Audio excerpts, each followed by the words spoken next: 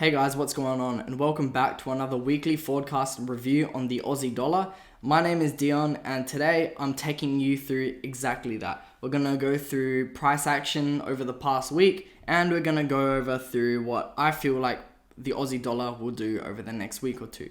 So let's get straight into it. Right here on the chart, I have a very brief breakdown on the larger time frames as to why I believe price is actually going bearish. Now, this is just my bias. I'm not saying that it's true. I feel like price actually is bearish because of these reasons. Now, let me show you what that looks like on the graph. Starting off on the monthly, I have written here that the monthly shows strong rejections to R being resistance. Now there's two. There's a key level here being the 8,000. Over the past month, we did see price attempt to make its way up to that level. It did, but then very strong rejection. Price did not want to be around that area. So once we couldn't hold our strength at the 8,000, and once we had closed below the 0.776, price lost more strength and actually closed below the next weekly level, which is currently behaving as a resistance at 0.762. We're seeing price closing lower as of this month. So that's my monthly reason as to why I feel like price could be bearish. Also, have a look at this. This was the last high up here, the last swing high around the 8,000 level. Price made its way down, made a lower low, came back up, tried to make an attempt to crack above the 8,000, but it didn't. It closed back down. And for 3-4 months straight, we have consolidated around this area, creating the lower high. Now, if we're following the downtrend, it's lower highs and lower lows, and that's what we've seen since 2011, pretty much. Now, I thought price was making its way up from here, and that it was gonna start making a bullish trend, but no, could be bearish here. Now, moving on to the weekly, we see here that it struggled to break above 0.776, which is here.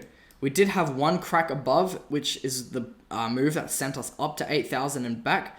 But besides literally those 2 weeks, we stayed below 0.776, and it's more obvious that price was actually consolidating. It's ranging. It's not actually trending. It's moving sideways at the moment. So after price, essentially what it's done at the moment is it's made a lower high, and now it's consolidating. It's trying to find its footing and figure out what it's going to do next. So there could be a strong movement after this consolidation, which if we follow previous price action is most likely going to be to the downside. So let's go into the daily to show us a little bit more detail. So we have price consolidating at the weekly level, 0.762. So as I said, we're coming off from a lower high, currently ranging, but then in the smaller time frames right now, we have this little range here. So we're having big swings up and down, make it just sideways movement, but now price has come down to the support and it's ranging very small.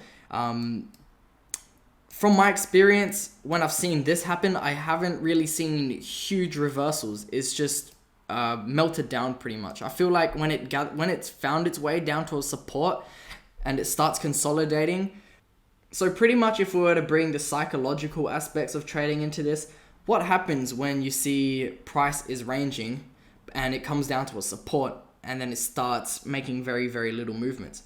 When price comes down to a support in a ranging market, most of the psychology of people are thinking, once it hits a support, that's where we're going to buy to send it back up because it's ranging, right? That's a logical thing to do. But now it's stopped doing that and now it's making very small movements. So that means there is troubles with buyers and the sellers. There's a lot of selling power, which is stopping the buying power from making its next leg up and continuing that sideways movement. So essentially, it's indecision of the market.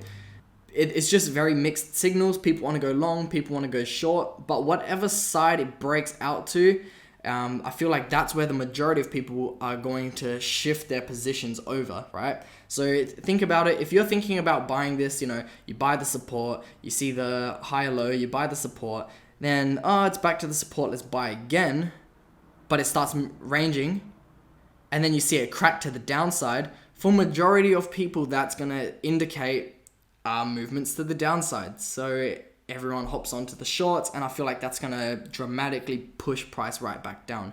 So that's from a psychological perspective, and I feel like that is what we could see over the next, week. So I have my technicals up here, giving you my bias, like my reasons as to why my bias is bearish. Now, also with the technicals over here, we see price can't actually break above this weekly main level. We did see this strong attempt to break below this minor support. Price immediately pushed back up. It's not ready. It doesn't have enough selling power to push back down. So for the Aussie dollar, I do have a bearish bias, but I'm not placing any bearish or like shorts yet. I really want to see how price reacts within this level. If it breaks to the upside and creates a higher low, then that could indicate maybe another test to this weekly area. But we have no idea at the moment. It's just moving sideways too much. It's not trending. I know I don't trade well during these times, so I'm going to take a step back and wait a little bit. Now, the confusing thing about this is my correlating pairs don't exactly correlate very well with what's happening at the moment. With the Aussie dollar, I use the dollar index as a correlating pair. Whatever the dollar index does, it's like in reverse to AU. So if it's creating higher highs and higher lows on the dollar index, it's making lower lows and lower highs on AU. But if we look over here on the dollar index right now, we are currently on a downtrend. Strong downtrend, strong downtrend. And this is really the main reason why I've had this bullish bias on AU. Now, everything is sort of following up very well. We've hit this minor area here where we've shown rejection and making our way down. But if price is making its way down on the dollar index, price should be bullish on AU, but we're seeing that it's not. So that's a little bit confusing. Now, we could always see like a move like this. So this could be a temporary, like this push to the downside could be a temporary bullish movement with AU before reversing, breaking above this, and that being the main bearish move on AU. So if we hop back over, if we see this, there is a chance that we could have another test at this weekly level. And if we see a strong rejection or a lower high, then we could see price break back down like that way. That is a possible scenario according to price action on the dollar index. But right now, like I said, we're unsure. I don't trade well in these market conditions, so I'm just trying my best to understand what's happening. But heading over to AJ, which is positively correlated with AU, which means they move in the same direction, it does look very bullish here. So if it's bullish here, then on AU it should be bullish also, but it's showing us bearish technical analysis. So that's why it's very confusing at the moment. I mean, we'll go over onto the daily. We've seen price didn't want to crack below this minor level, and we actually did finish the month, and we did finish the week above the monthly level. So we cracked above that. I feel like if price was to be bearish, we would have seen strong rejections to this area, making its way down, that way bringing AU down with it. But at the moment, I see a higher low from here, and currently I see a strong rejection to the monthly support as it currently is behaving as. So it's a little bit confusing. It's a little bit all over the place for me right now. So I'm just going to continue back testing over the next week, keeping an eye on the movements of AU, the dollar index, and AJ to see what is going on in the markets. I will also be paying more attention to the fundamentals because I feel like they have a strong reason or a strong impact on what is actually going on in the markets right now. And that is definitely an area that I've been slacking in.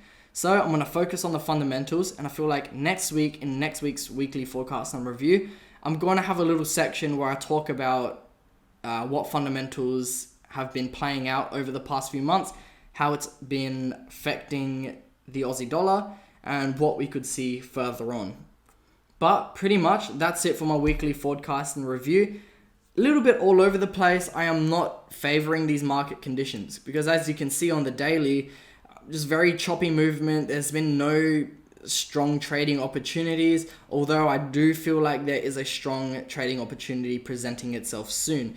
We just have to, have the skills and the experience to sort of figure out what's happening and what could happen next. But at the moment, I don't see anything too obvious, so I'm going to keep my eyes on the charts for further price action to give me some clearer indication as to where price will go. Anyways, that's it for this week's forecast and review. I hope you guys enjoyed it. Hope it brought you some sort of value. If you have any comments, suggestions, or questions, drop it in the comment section below and I'll respond. But besides that, catch you guys in the next one.